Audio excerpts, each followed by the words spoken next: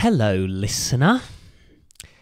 Og det var faktisk et lite frempek til dagens episode. Du skjønner, dagens episode er gjestet av fantastiske Adam Haigh. Adam Haigh er koreograf og regissør, og jobber primært i London, men han var også vår assistant director og choreographer på Jesus Christ Superstar, da vi gjorde den på Folketeateret. Hele episoden er dermed på engelsk, rett og slett, så dersom du fikk toer i engelsk på videregående, eller du pleier å høre på denne med bestemoren din som ikke er så stødig i engelsk, så beklager jeg. Og til alle dere andre så sier jeg bare nyt min fantastiske samtale med fantastiske Adam Haigh. God fornøyelse. Og så Sigurd, less is more på introen, ikke sant?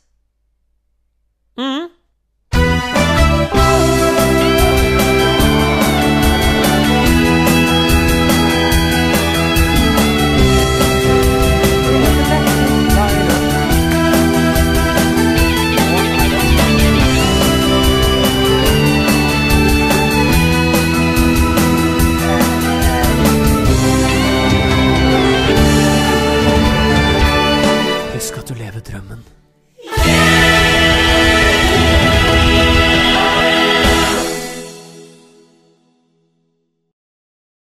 The sunglasses inside. I know. Come a bit closer, shouldn't I? Yeah, or you can just move it towards you. Am I in the shot? Is that all right? Yes, you are. Welcome. First English-speaking guest. I know. Yeah. I'm nervous. We could do it in Norwegian, but Yeah, you want to try? I don't know how far we'd get. How many words do you know in Norwegian? Not very many. Tusen takk. Yeah? Hello. Yeah? That's quite similar. I mean, You don't get credit for that one. Yeah, I don't think I should have credit. That's so bad, isn't it? No, the word was really good. It's just but it's the just, amount is not good. Yeah. We can learn during the podcast. You're going to learn like 3 new words. Okay. Let's say. Okay. We can take it. Maybe when we go through, I'll be like, "Oh, this word might be interesting in Norwegian." Yeah, you can yeah, teach me it, and then we'll do a little test at the end. Yeah, to see yeah. if I remember it. Absolutely. I'll write it down. Okay. I'm nervous for this one. Are you? I'm What? probably going to stumble through this episode just speaking English all the time. Yeah, but your English is so good. Thank you. It's not that I don't have confidence in my English. It's just I feel like I'm quite well articulated in Norwegian, and now it's sort of everything has to go through this filter. But I think it was because when I have a very, what do you call it, an obsessive personality. Yeah, I get really hung up on things. Yeah. And I got really hung up on Harry Potter when I was a kid. I love Harry Potter. Me too. I'm still obsessed with Harry Potter, really. And I remember I was sick and I was home from school, and my father came home on the day one, and he had bought the DVD of Harry Potter 2, Harry Potter and the Chamber of Secrets. Yeah. And I put it on, and I think I saw it 14 times in that week. So at the end of that week, I could recite the entire movie by heart. I think that's how I learned English. Wow. Yeah, I think I still could. What I always find interesting is how the majority of people whose first language isn't English tend to have an American accent because they learn a lot from American TV. Yes. But you don't. No, I think that's because of Harry Potter. Because everyone... Back to Harry Potter. I think so. And also, actually, my mother was an English teacher when I was a kid, and she had lived in England. That's why your English is so good. Maybe. She lived in Newcastle, though. She said she didn't understand That's where my a word. partner's from. Really? Yeah, from Newcastle. Yeah? Yeah. Have you been to Newcastle? Never. Oh. Are you from... You're not from Newcastle? I'm not. I know. I'm from Leeds. From Leeds, yeah. So, how good is your geography of England? Very bad. So it's you have obviously London in the south, and then Obviously, you know, as you all know, yeah. London here. Then we have the Midlands, which is like Birmingham area. Right. Then in the west, it's like Liverpool. Scousers, yeah. That was really good. Fucking Scousers, yeah. And my sister lives in Liverpool, so she'll be very impressed at that. So, yeah. And then you have what we classify as kind of like the north, really, which is like Manchester, Leeds, where I'm from. Yeah. And then you go further up just before you get to Scotland, and you've got Newcastle. That's what I was about to say. I think Newcastle sounds... Every time I try to mock the Newcastle accent, I end up speaking Scottish. I mean, they are quite, and especially there's a place between Scotland and Newcastle called Northumberland. Oh. And they have this very bizarre mix of Geordie, which is the Newcastle accent, and a Scottish accent, like merged together. It's very bizarre. Northumberland. Isn't that because of the Vikings? I think so. I think so. I mean, they have the national park there as well. It's beautiful. It's really rural. Okay. Oh, it's really, really nice. I've only ever been because I know people that live there, but that's the amount that I know about Northumberland. I actually heard this fact that there was someone who made the claim that New York would not be New York if it wasn't for Norwegians, because this is just Norwegians trying to take credit for everything in the world. But it was Vikings went over to England and the UK for many, many years, and pillaging and stealing and being horrible people, terrorists. And they settled in a place that they called Jorvik, which basically means vik is normally like a small fjord, and jord means earth or just dirt, which over time became Jorvik, York, which became York. And when people from York went over to America, where it was called New Amsterdam at the time, they would call it the New York, apparently. You see, when I was younger, I used to go to York just because it's a really nice place with my family, and it takes about half an hour on the train from Leeds. Okay. And there's a really famous museum in York called the Jorvik Museum. Jorvik. There we are. That's the word that I've learned. Jorvik. Jorvik. Exactly.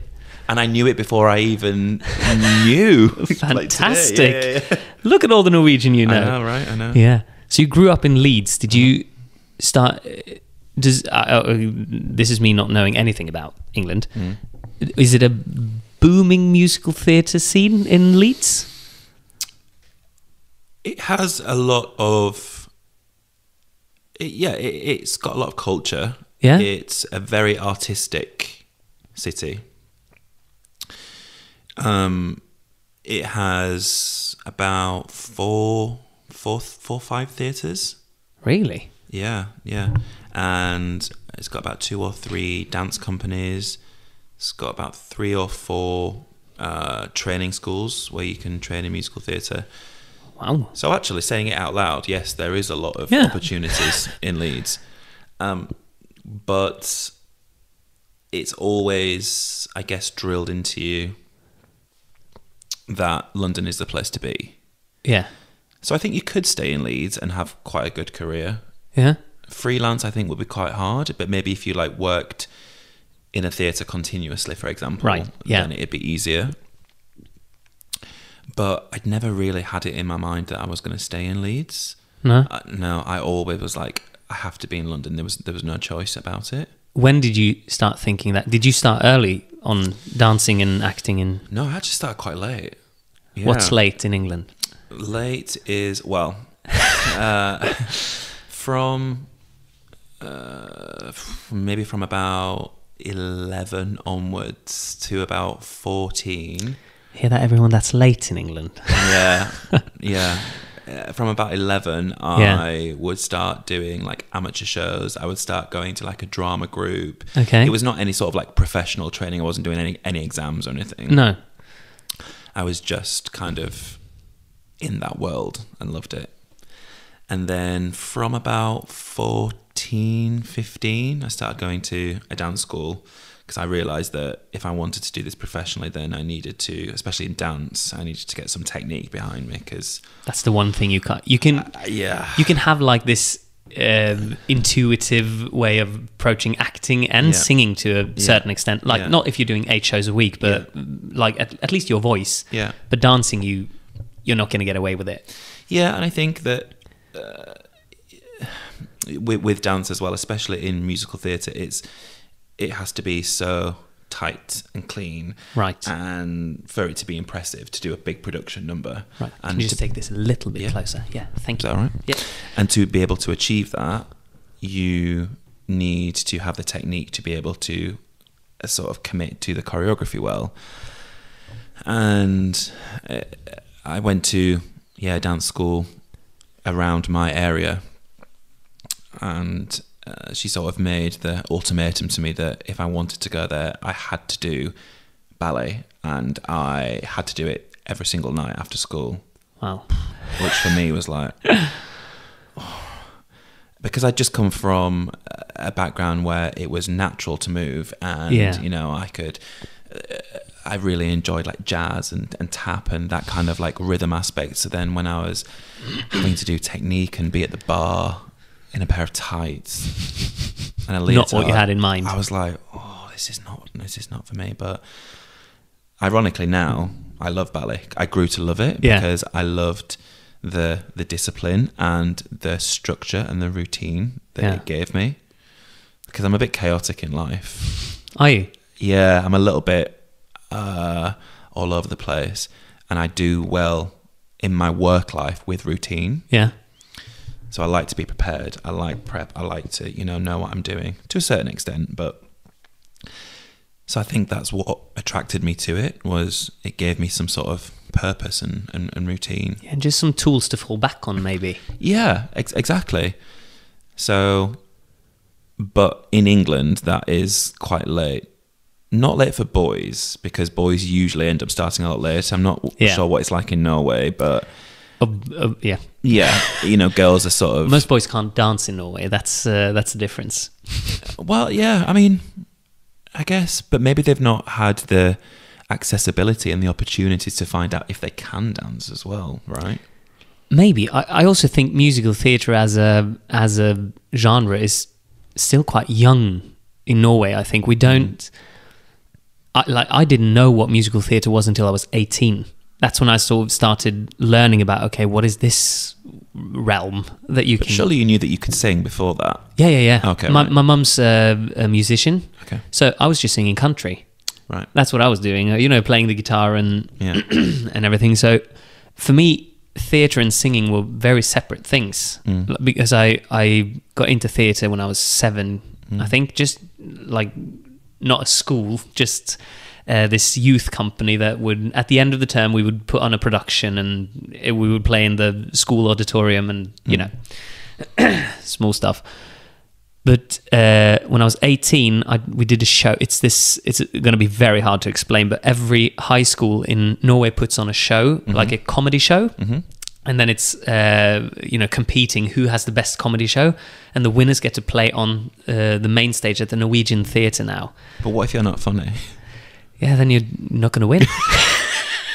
Simple answer, yeah. So it was a massive audition. Like, you have audition, you hire in directors. It's a massive deal. I did not know this. No, it's you know, it would be very strange if you did, because... not even people from outside of Oslo really know about this. It's just an Oslo phenomenon, really. Right. But I got into that show, auditioned, got in, and there we did all these sketches, and they like, oh, you can sing. So we would write some sketches where I would sing, and I was like, I told some people in my class, I said, oh, it's really funny when I can sing and act at the same time. And they're like, yeah, you should go to Bordar, which was a musical theatre school. I was like, okay, what's that? And they're like, oh, no, it's this place. So I applied there, went to the audition, and I got in. And I sort of learned while I was in my first year, like, oh, this is its own thing. Right, okay. Yeah. So you never knew about it before then? I'd actually seen Jesus Christ Superstar, ironically. But I just thought, like, it's not that I didn't know what a musical was. I just didn't think it was its own thing. I'd never thought about it. I just thought, okay, sometimes actors get to sing. Sure. Yeah. Sure. That's really interesting. Yeah. Yeah, I guess to anyone in England, it would be quite late to say that you started at, 11, because a lot of girls especially start really young. They're going to like baby ballet at like 3-4 years old. But my argument with this, I'd like to hear your thoughts on this, right? Yeah.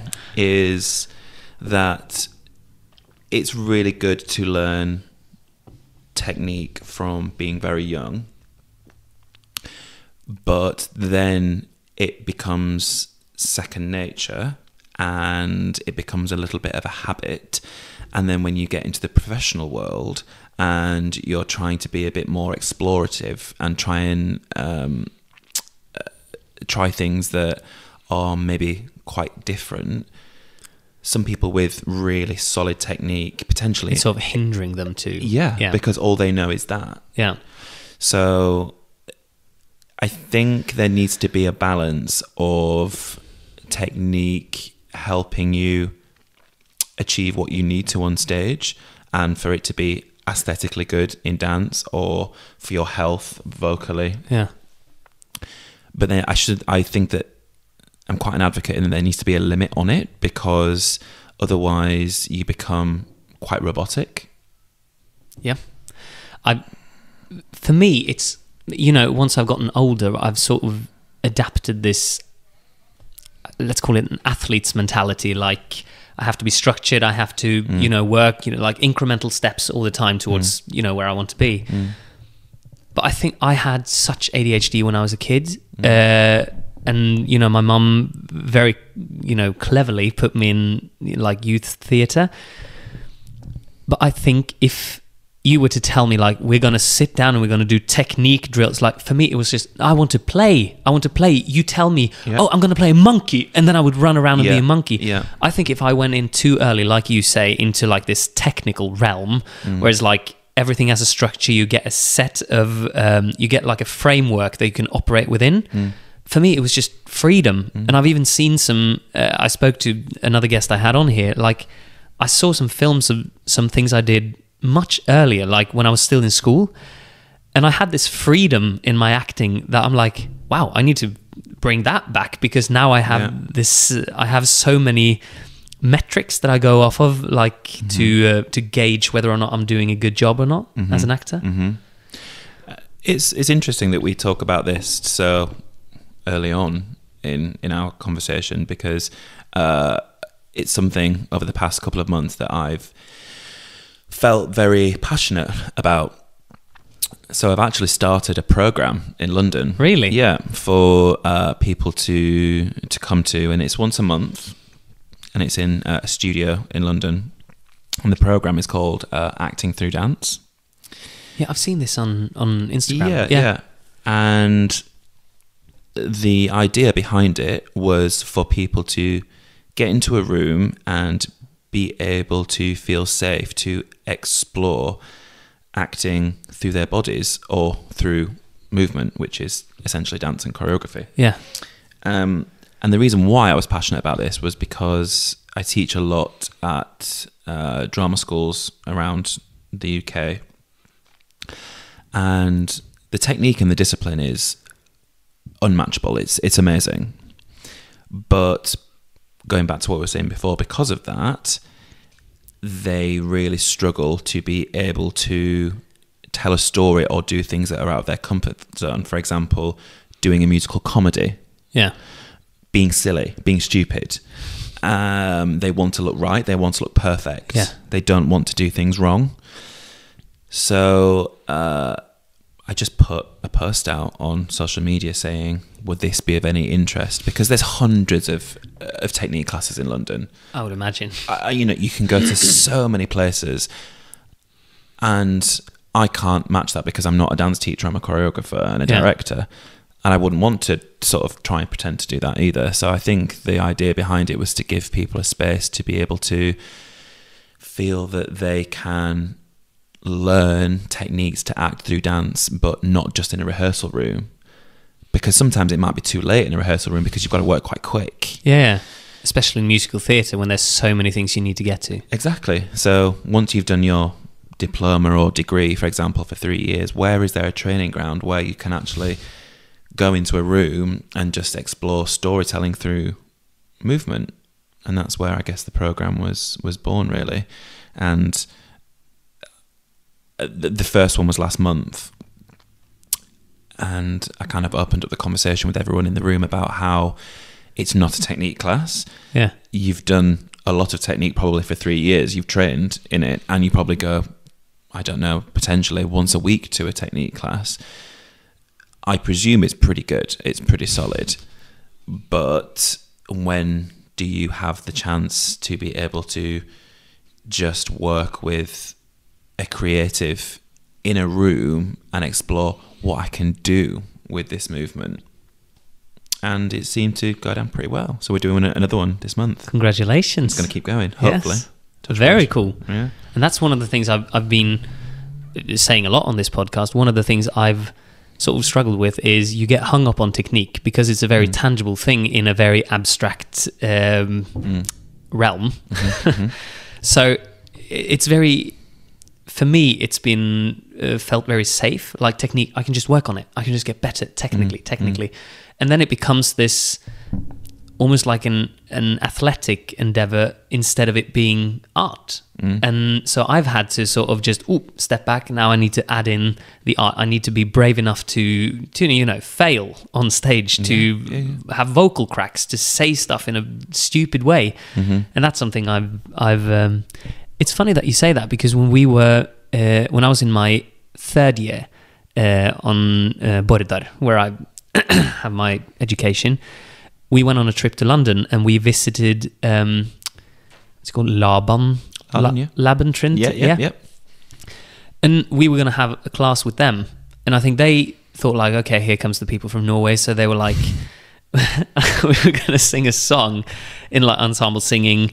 So okay, sopranos, they didn't even give us sheet music, they gave us text because they probably thought that we couldn't read sheet music, and we're like, sopranos, you are gonna sing here. We were like, yeah, it's fine, we actually know this song from before, so we oh wow. Yeah.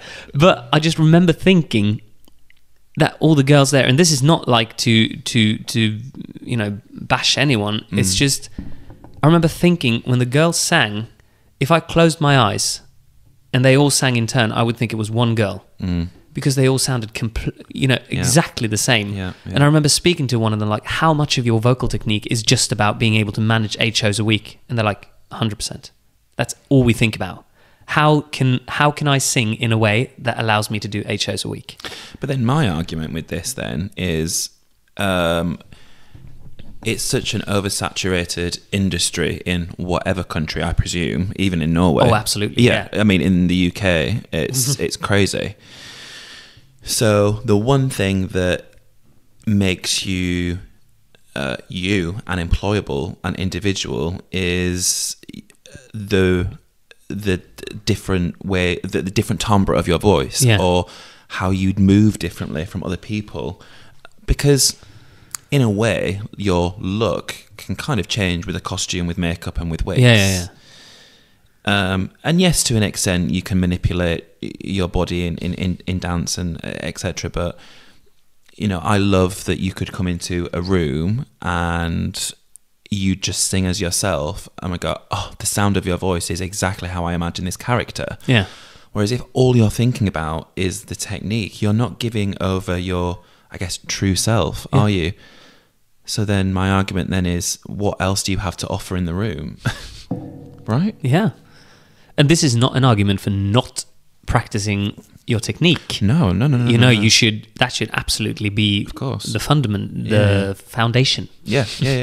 For what you do. But it's just about, I think it's really clever to create a room where you can sort of start freeing yourself from it. Yeah.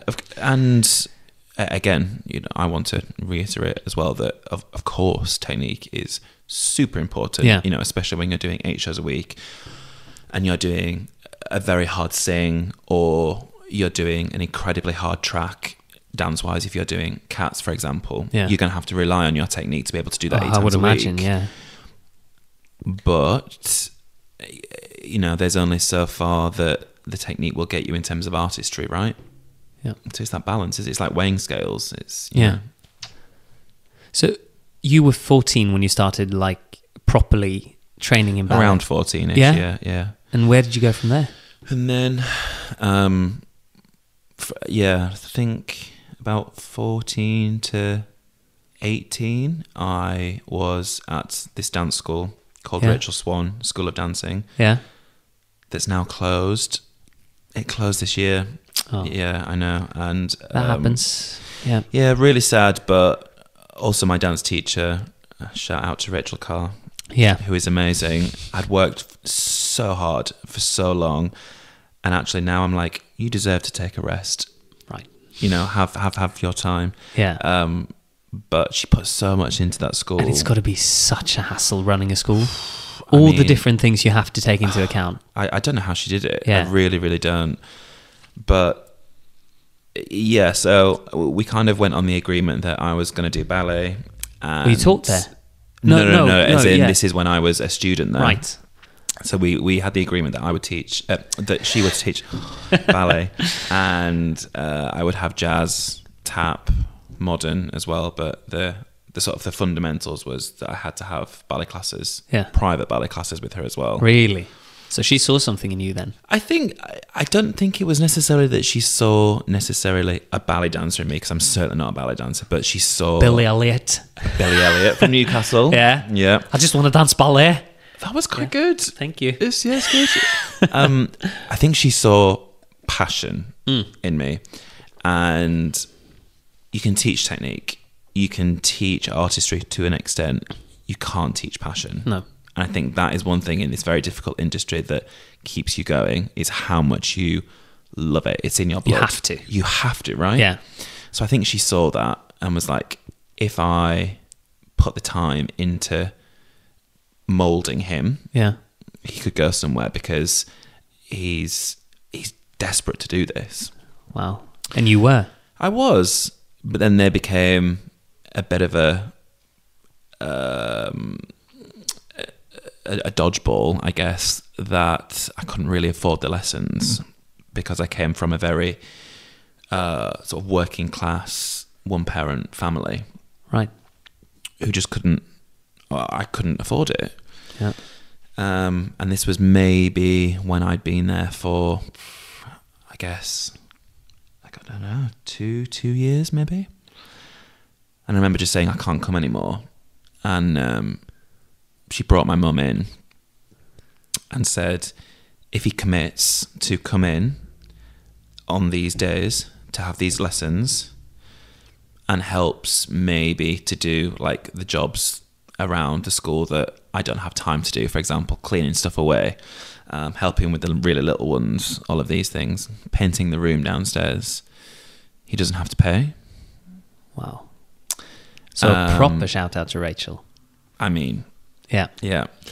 But obviously I didn't take that for granted. I made sure that I was at those lessons. Yeah. I made sure that I was helping out on the Saturdays when I need to, for free, because obviously, you know, I was, as we say in England, I scratch your back, you scratch my back, that kind of thing. And then it started to roll from there. I started to do ballet exams. I started to get pretty good. I started to understand my body and knew what I was doing. And then I auditioned for a school in London called Lanes. Have you ever heard of it before? Yeah. And that's one of the ones you've heard of. Right. Okay. Artsed, Guildford, Laban Trinity and Lanes. Yeah. And it was a place that I always wanted to go, because I'd seen all the shows in theatres in London that toured, and I'd see constantly in programmes people from Lane Theatre Arts, and it was, I guess, the kind of place that stuck in my head, because I'd seen videos on the internet, and I don't know why, but when I saw people from Lanes on stage, I always thought, oh, they're a bit of me. Yeah. I don't know why. I had that same with my school, actually. Yeah, like the way that I guess that they approach themselves on stage stylistically, I just felt that it was quite me. So I auditioned, got in, but I didn't get a scholarship. So what does that mean? That means you have to pay for your tuition. Yeah, and it's a lot of money. It is, yeah. So I had to. So it would work like if they really wanted you, they say you get a scholarship, you can go here. Well, again, this is an argument for the arts funding in the UK, is that it goes by talent. Yeah. So what they do is you audition for the school, and then everyone that gets in goes back to the school and auditions again. And I guess not the most talented, but the people with the most potential are the ones that are given the scholarships. Okay.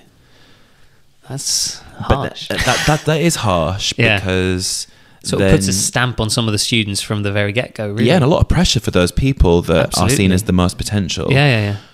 But also, what about, because everyone's obviously got potential because they've got in. Yeah. So then surely it should go to the people that need it the most.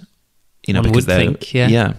I think that that's changing now. Yeah. I think that there's like there's something called a means test now, Okay. where you have to talk about your like financial status with your parents, and then, but at the time that wasn't the case.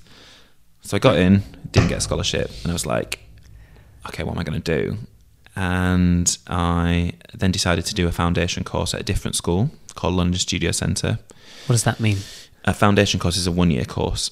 Okay. And it's kind of like a training course to get you into a 3-year course. So I did that. So you declined the offer from... I declined the offer from Lanes. Wow, that must which have hurt. obviously was... Yeah. Because I was like so close. I got in. Yeah. But it was like the terms of my life wouldn't let me go. So then I did a 1-year course at London Studio Centre. It was great. I loved it. Yeah. But I still had my heart set on going to Lanes. And then in that year, I really randomly went to Pineapple in London and did an audition for Disneyland Paris. Really? And got a job. As a dancer in one of their shows there. Wow. Which is hilarious because I'd already booked a professional dancing job before I'd even trained. So I was like... Anyway, so I then went and worked in Disney, which was, again, one of the best things that I could have done. In France? Yeah. Wow. Yeah. Because I learned how to be on a professional job, and I was with professional dancers all the time. Yeah. So I was like up in my game. And I tried to be really clever by going to a lot of dance classes at like their version of Pineapple in Paris. Yeah. And I went and took vocal lessons with a vocal coach in Paris. And because I was in a job, I was working, I had money. And I could have stayed there, but I knew that I wasn't going to be fulfilled until I went to Lanes. You know, when you have your heart like set on something, it was like one track mind. Absolutely, yeah. So then I auditioned. I sent off my application while I was working in Disney. Went back, flew back to London, did the audition. And you had to start from scratch. They didn't say like, oh, you got in last year, we can... And because this was a year on, so I could have changed in a year. I mean, luckily I changed, I think, in the right way, in that I trained myself a lot more, but I could have just not gone to class in a year and declined. So no, it's you start from scratch. So I went in to the audition, did the audition, and was hoping that I was going to get in again. I was like, oh, this could be really embarrassing if I don't. Got in, and then you have to do a solo dance and a solo song in front of the principal and the teachers of the school. Yeah, it's quite intense, yeah. And it's just you in this massive studio. Oh my God. And I did my dance, I did my song, and I'd done the acting part was in the morning. You do that as a group to see how you work with people rather than a monologue. What do you sing? I think I sang Being Alive from Company. It was like my go-to at the time. And it'd been a year since I'd auditioned, and obviously the principal has seen a lot of people since then. And she remembered me. She's like, I remember you from last year. And she said, there's been a huge change in you. I don't know what it is. And then I'd obviously told her that I'd been living in Paris, I'd been working at Disney, I'd been taking lessons, blah, blah, blah, blah, blah. And she said, well, there's definitely been an improvement. I can really see a different person in front of me. And it's very evident that you really want this because you've worked your butt off for a year. And in a different country as well. Yeah. That's quite a lot for an 18-year-old. 18, 19 I was at the time. Wow. So I gave him the scholarship on the day. I didn't have to go back. Oh, wow. I'm getting goosebumps. Yeah, and was just like, I'm going to give you a scholarship on the day. And she literally verbally offered it to me. So then I spent the whole 3 years debt free. Didn't have to pay any of my fees. I mean, I had to pay for my living. Yeah. You know. Do you live close to the school? Yeah, which to my detriment, because I'd get out of bed 5 minutes before ballet in the morning. Really bad. But I lived kind of near the school for the whole 3 years. So then I just had a weekend job where I paid for my rent. And they helped a little bit, but it was only a little bit because obviously they were paying for my full fees. Yeah. What'd you do? What was your weekend job? I worked in a bar. Really? Yeah, it was really hard because on Fridays I would be at college from 8 until 6. Yeah. I'd literally run home, get a shower, get something to eat, which was usually like a microwavable meal because I didn't have time. And then I would go to the bar at 7 and probably work until about 1 in the morning.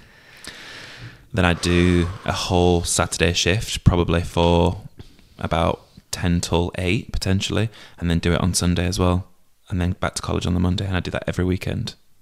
It comes back to the passion thing, really, because you do what needs to be done.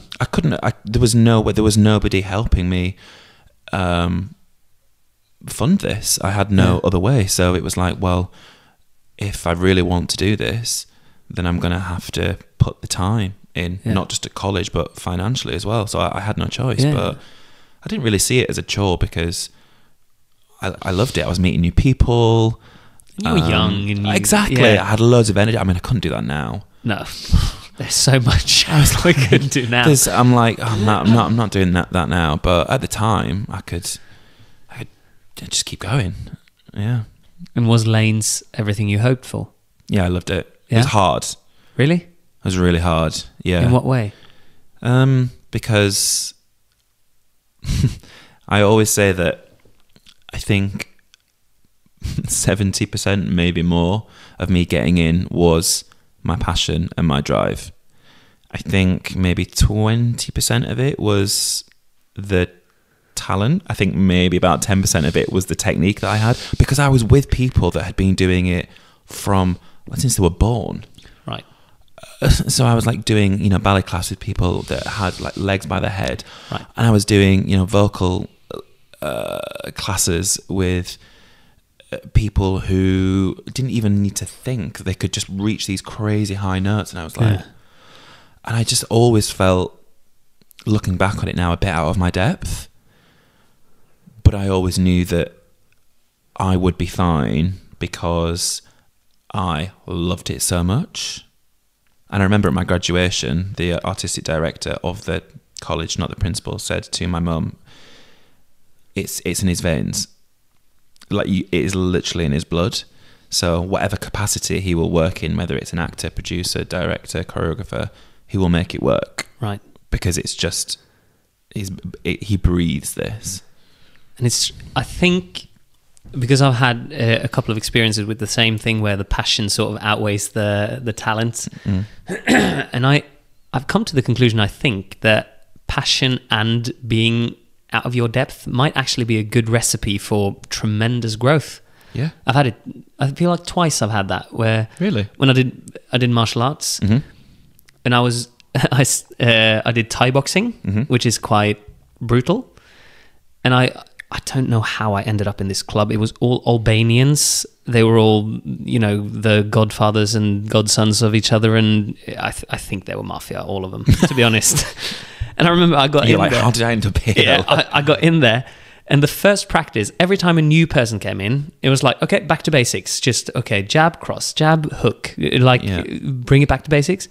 And then the second time you're there, it's the are you sure you want to train with us training. So they were like, okay, 10 rounds of sparring. I'm like, what's sparring? And we were just fighting. Yeah. And I got put up against the guy who outweighed me by 40 kilos. He was a head taller than me. I was 18, 19. And I remember walking home, I had a black eye, I was limping. I was like, but I just remember thinking, like, can someone really do that to me? Yeah. And so I got, like, the obsessive personality thing. Yeah. And I had a punching bag in my garage. I would work out every day. I would go to the studio and I would spar every time, get beat up all the time. But I would just keep coming back. And eventually they're like, okay, let me show you how to do this properly. yeah.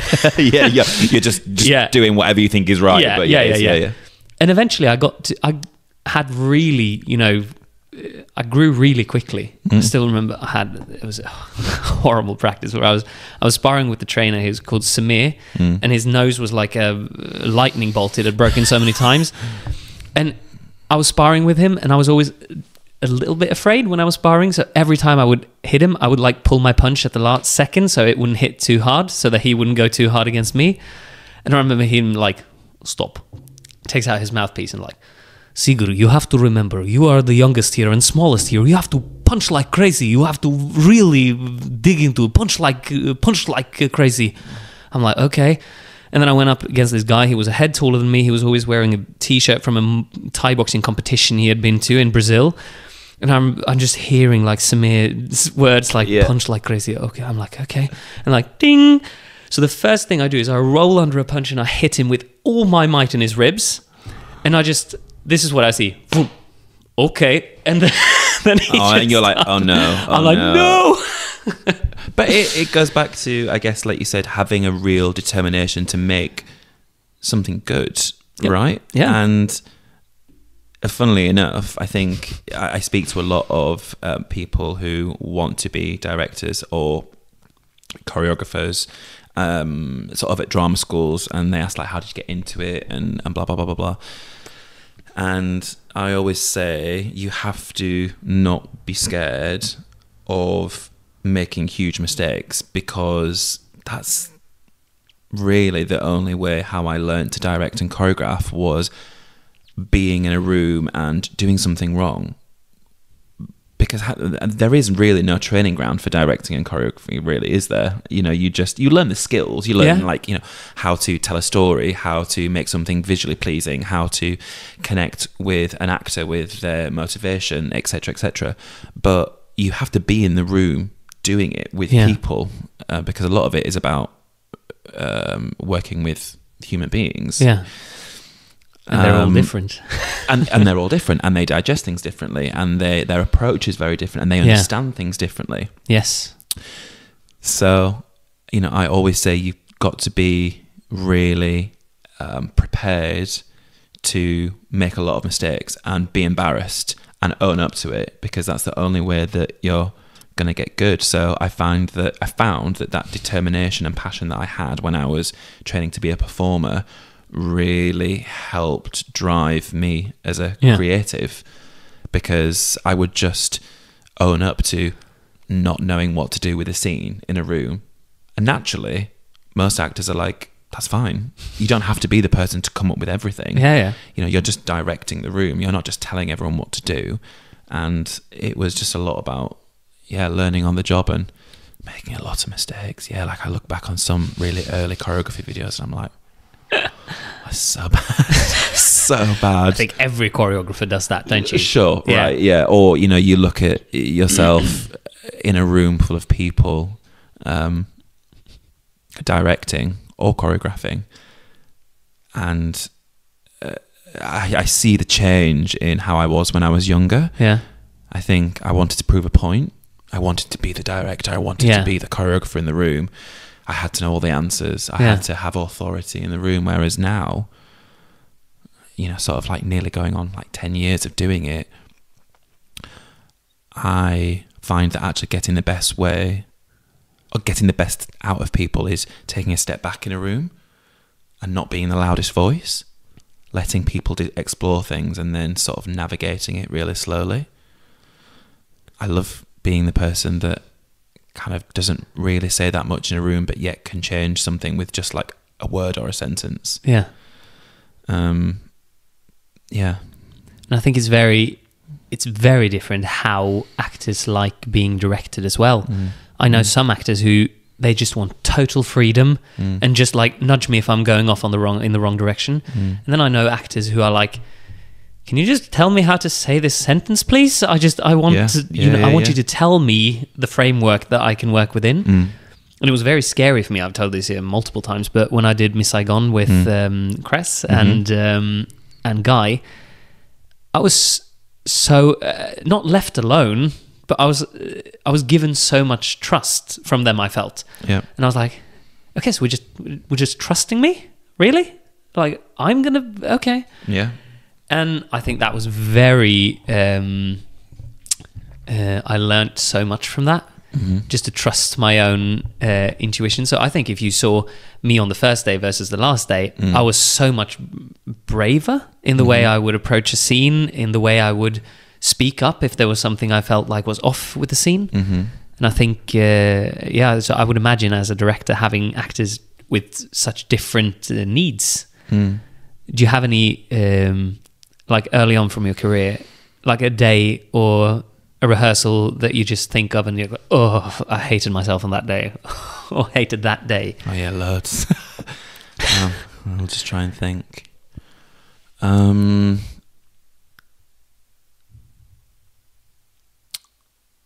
can't think of anything in particular, like a certain day, but it's not the bit that makes me go, ugh, is not the rehearsal, is like pre-rehearsal. I used to be so unbelievably prepared. It was ridiculous. As in, I would have every step prepared. I would know like the pattern of every bit of choreography. If I was directing a show, I would have everything notated down in the script of not necessarily blocking, but what the intention should be for the character, and like where the stakes are, what they want from each other, all of these things. Which in some respects, I guess, is quite good if I'm going into a show where we have a really short amount of time to rehearse it. But I was doing this for shows potentially where I had like 3 weeks, which again is not a long time, but in the grand scheme it's okay. You have time. Yeah, you have time. And I would go into the rehearsal room and I would just be so addicted to teaching what I'd prepped, because in my mind it was how I saw it and it was right. And I would be flexible to an extent to suggestions, as in like, oh, can we do this on the other leg, or can we do this on count 5 rather than count 6, or I don't think that really works with me as an actor. I would obviously be adaptable to that, but I'd still be so driven to what I'd done. Whereas now I'm not to the other extreme where I don't prep at all, but I'll go into the rehearsal room with sometimes just a page of notes, and I will be confident, I guess, enough now in my intuition and my sort of experience to know how I can get this number done, or how I can get the most out of this scene without always having to like refer to this like Bible that I'd made. But I think that probably just came from maybe being really nervous when I was young and not wanting to admit to a room full of actors, sometimes a big group of actors, you know, if you've got 30 people in front of you, I don't know what I'm doing here. Whereas now I kind of have no shame in that, because I think that there's a power in being like, we're just going to put a pin in this because it's not working. I don't really know what to do with it, so let's do something else. Let me think about it overnight and come back tomorrow. Yeah. Otherwise, we're just, as we say in England, we're flogging a dead horse. Yeah. We're just, So I guess that shudder moment was looking back at how over prepared I was.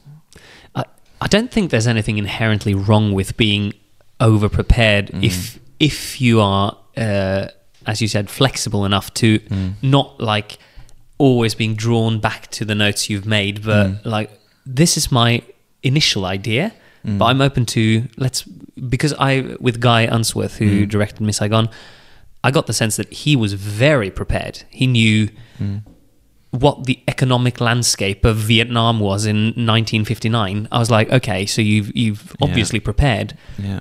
But even though he was prepared, he allowed us to attack every scene with, our instincts.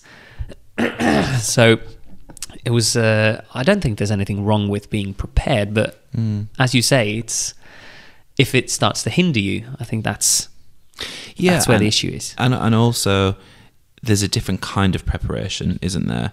See, what it sounds like with Guy is that he did his preparation in terms of his knowledge of the world that he's creating, Right. rather than what I was doing, where I was writing down notes on, Right. you know, what Chris would say here, and then how Kim would respond to this, Yeah. and I wouldn't kind of let it organically happen. Whereas the older, more experienced I'm getting, the more I'm realizing that it's better to have knowledge and preparation of the world, even in terms of choreography. I sometimes won't even go in with all the steps because it will naturally choreograph itself if I know what the number needs to be. Yeah. And I know what I'm saying with it. I know the style, what world it is, because the steps we can come up with steps very easily. That's not the hard part. The hard part is getting the number correct and the world correct and the style correct. So, you know, if I'm doing like a vaudeville number, for example, I won't necessarily have all the steps. I'll have a bank of things in the back of my mind that I can go to, but I can be able to explain to you, you know, why vaudeville was important at that time. Yeah. Why they did certain steps, maybe if it was for a comical reason or a political reason. Right. Why they would wear these costumes. And then naturally, once you've created that worlding and the knowledge and the actors understand it, it's really easy to choreograph it or to do a scene because you all know, you just play, like you said. Yeah. But Lanes is, it's a school for performing arts. So it's not, when you left school, did you know already at that point that you wanted to direct and choreograph? Or did you want to? Without a doubt. Oh, you knew that? When did you realize that? Probably in my third year. Yeah? I mean, I think I learned at Lanes that I probably would, I mean, I did perform afterwards, but I always knew that I probably could only reach a certain level with my skill set. As a performer? As a performer. Yeah. Because I was constantly around these people who were challenging me every day. And I thought, it's just going to be a hard life for me if I'm constantly in auditions with this. So I kind of started to really take some time to step back and think, like, what is it that I am really good at? And what is it that makes me unique? And it was that I started to realize when I was there, I saw things quite differently from other people. So, like, if I was watching a number or if I was watching a scene, I'd always think, oh, I know how I could fix this. Yeah. Or I would see a number and go, this is how I do it. And I started to see things in, like, my way. So then I started to think, oh, maybe I'm not a performer. Maybe I'm actually just a creative person. Det var altså part 1. Herregud, nå har jeg blitt en sånn del 1. Nå kommer jeg til å si sånn engelsk hele tiden. Det var altså del 1 av min prat med Adam. Neste del kommer i neste episode. Fram til da, følg gjerne på sosiale medier og legg igjen anmeldelse hvor enn du hører på denne podcasten. Og så vi lyttes i neste episode. Ha det!